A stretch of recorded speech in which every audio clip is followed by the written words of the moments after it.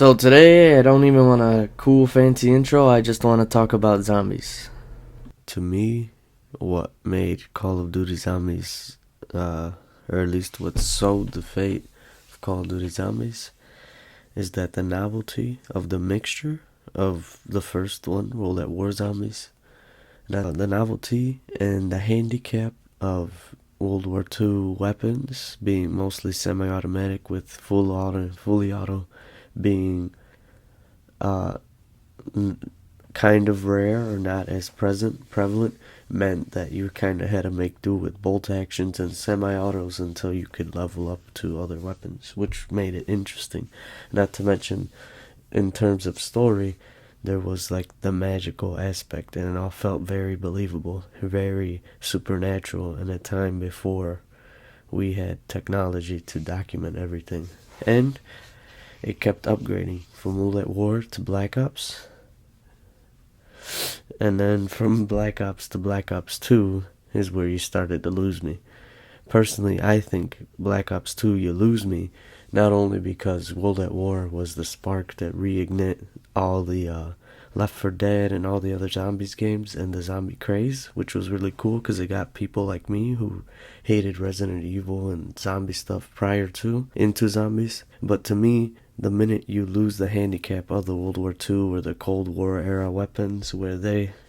Hi, this is me from the editing bay. Time to perfectly summarize what me a few days ago could not. What I mean by that is that the Cold War is the introduction of the modern era of small arms that we will know, not only in the rest of the Call of Duties, but for the rest of the whole world. Like, you start to leave the battle rifles, the bolt actions, and the clunky submachine guns of World War II, and you start getting into compact rifles, or the ideas of a rifle that can do multiple role jobs, as opposed to just having a bunch of different, like a Thompson, an M1 Garand, and an M1 carbine for different roles. And in Black Ops, it's fine because, yeah, these rifles are introduced and they will become what we know as like assault rifles or whatever, but there is still a lot of leftover World War II stuff. There's still the battle rifle like the M14 in service and in chalk line outlines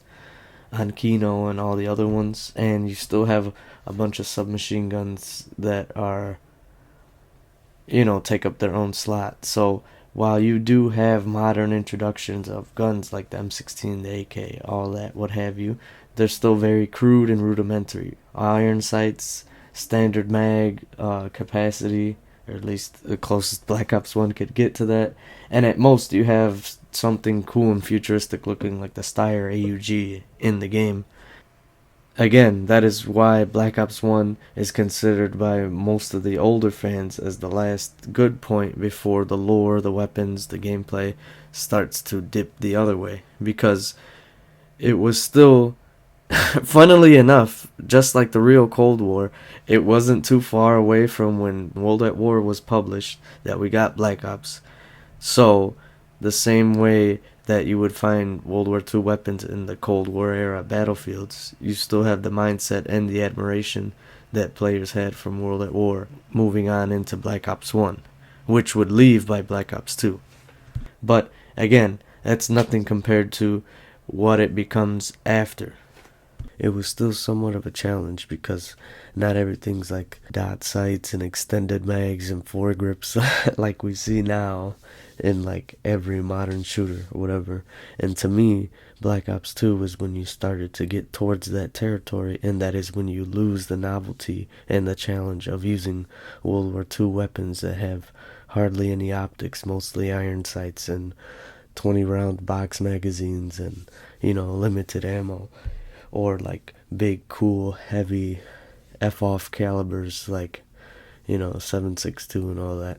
But once you get Black Ops 2, you get all these automatic weapons and large capacity weapons and red dot sights. And to me, within the frame of the challenge of the Nazi zombies, the repetitiveness is just a compounding problem. Not only do people kind of get tired of the format of chalk weapons, random box, and all that, which I do give Black Ops 2 Zombies its credit. It tried its best to implement new ideas, and a lot of the stuff was cool. To me, you started to lose that challenge, and then zombies became something that was a little bit more, how do I say, lazy. I don't mean lazy as in they put in low effort, but lazy as in it didn't demand much out of the player anymore.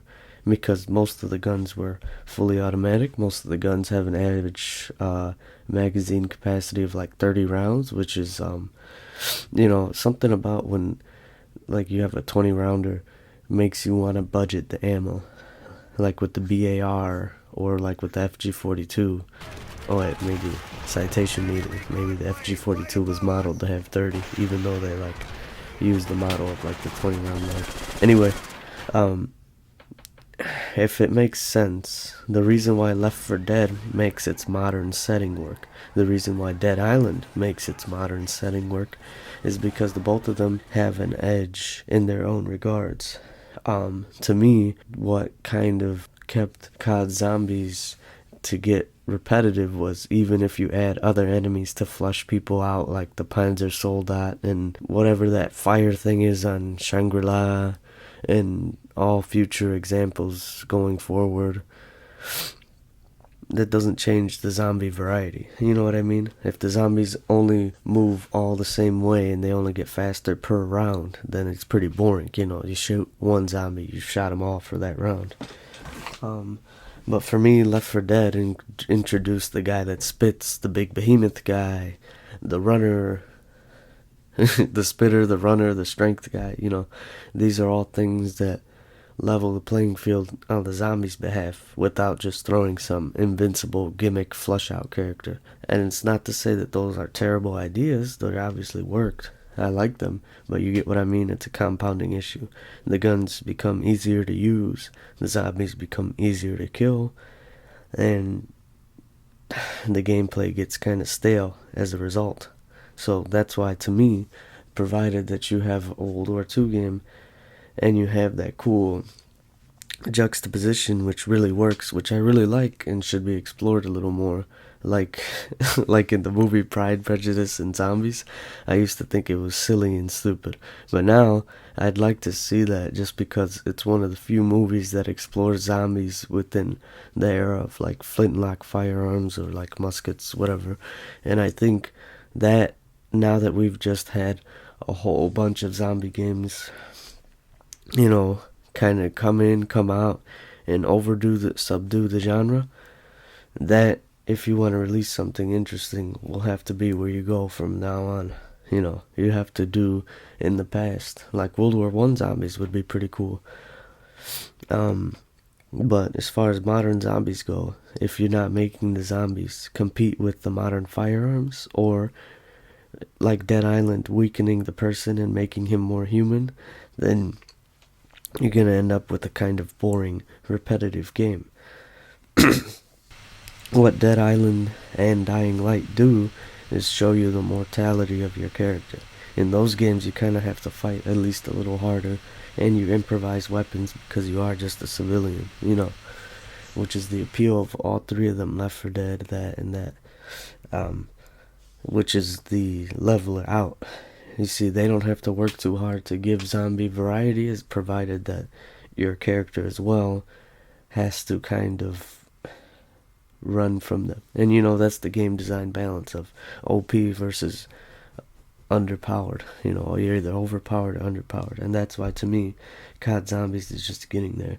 Now, you would think that Vanguard, on this newest iteration, Vanguard and Call of Duty World War II would have been cool zombies mode, since they were returning to what started it all. But personally, by then, in terms of Call of Duty World War II, World War II zombies have been kind of done already, and it was already stale, so anything they were going to do was pretty much probably going to end up that way. As for Vanguard, if you can customize any World War II gun and take it from being a derpy little 20 round high recoil prototype like the FG42, and you can just slap on an extendo, and you can slap on a Nightjar Model 47, and you can do whatever, then you're kind of mitigating the challenge that was put on the player in the first place by giving them World War II weapons. To me, Advanced Warfare Zombies mode, again, tried to replicate it, and they did try a few interesting ideas, but for Black Ops 3 and Advanced Warfare, I feel like they could have used the mechanics of the jetpacks to their advantage, but Black Ops 3 didn't do too bad with some of its ideas. But again, what kills both of them is adherence to the rigid structure. With every zombies mode within every Call of Duty game from Black Ops 1 onward, they still wanted to adhere to the weapons on the wall, chalk outline, mechanics. And I remember when I was a young kid and I used to try to like write ideas in for like a Modern Warfare 2 zombies. I used to try to give the whole mode a facelift, because to me personally, where they could have and should have probably changed it to keep the mode fresh, they adhered to the outline, and it didn't work terribly, but again, it contributed to the problem where people are at, getting tired of the franchise as a whole, because even the cool mode that was, for me, very inspirational. I liked zombies because it was like an additional caveat, like a reward for the player. Not only did you get a cool and gritty World War II video game with a campaign that you could play through it, But you also got a little additional zombies mode, which was cool. You know, it's part of the complete package. so all the freedom you could have given a player who has a jetpack and jetpack motion would have been way cooler to just throw larger numbers of zombies at them in an open map than it would be to just handcuff them to point system, to the chalk outline system now with a modern facelift of like lasers and like 3D printing, and it just doesn't work. And I think you could also controversially say the same thing about the extinction mode for Call of Duty Ghosts. It would have been a lot cooler if they just spun you loose and those monsters were like running around, because to me personally, it would have been a cool harken back to like the early PC hunting games of like Carnivores 2, whatever, Carnivores Ice Age. And people could have gotten their like Turok kind of like dinosaur hunting fix, but with the ease of the Call of Duty mechanics. But again, the scaredness or the laziness of assuming that customers want this, we'll give them this, instead of realizing, hey, I'm the one that makes the game, so I set the precedent. So while customers do want something, I can take a risk as long as I'm giving them something new based on it. To me, what you should strive to copy is, for zombies, is the creativity of taking all the mechanics and recycling them into something new, not just regurgitating the same zombies formula that worked over and over. But again, what can I say? There's like this one positive video amongst other videos, and you know, that's representative of people that are like fans no matter what. So I'm not saying this as a hater, I'm saying this as someone who skimmed through and played through all of them. And personally, all these lessons learned were lessons adopted in Call of Duty Cold War Zombies, which in the end took all that freedom ideas of dropping somebody within a map, which was really cool, and they implemented it. And you know, I thought that was pretty neat. And they introduced these changes at a time where they really need to, and in the end it kind of saved the mode a little bit. Now, I haven't got my hands on it yet to personally play through it, but from what I hear, it looks pretty interesting, and it implemented the ideas that I said it probably should be. So I'll have to play that soon. And the only one I haven't really played is Call of Duty Black Ops 3, the zombie campaign, which is a lot different than what is that called? The Dead? Mob of the Dead? Or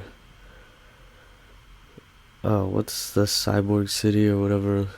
What am I going for? Like, you know, Shadows of Evil? Yeah, Shadows of Evil. There's Shadows of Evil, and then there's like this smaller campaign of like zombie infested Singapore. It's like the first level, Black Ops 3 Zombies, and it seemed like a cool idea, but it just wasn't really well implemented. It was kind of boring. I couldn't play through it. I don't know what it was. but again, it's not as engaging. So if I could tell other creative people a lesson, or at least an idea to get, it is learn what you need from Call of Duty Zombies to recycle your game, and don't be afraid to give them a cool little silly mode like zombies that you can tack onto your game. However, don't handcuff yourself. Don't think that you have to replicate a zombies. You don't have to. Just, I don't know, it can be fun, you know. Don't be afraid to push boundaries. I like zombies because, again, you know, it's nice to give the player a little treat. So yeah, that's just my little quick thing on zombies, and I feel like it's not gonna go anywhere. I think it should definitely probably be over, but I don't think that it will be. Um, but it's definitely inspired me a lot. I do like it. I don't say any of this as a hater. These are just my observations, you know. That's just my 2 cents. Kind of like the toy soldiers mode on Rising Storm 2 Vietnam. I love that. Again, I really love these wacky modes that you can kind of create, and not like low effort, but you know what I mean, recycle. And you can take a very serious game and turn it fun with like these bloodless little plastic toy soldier maps that are really cool.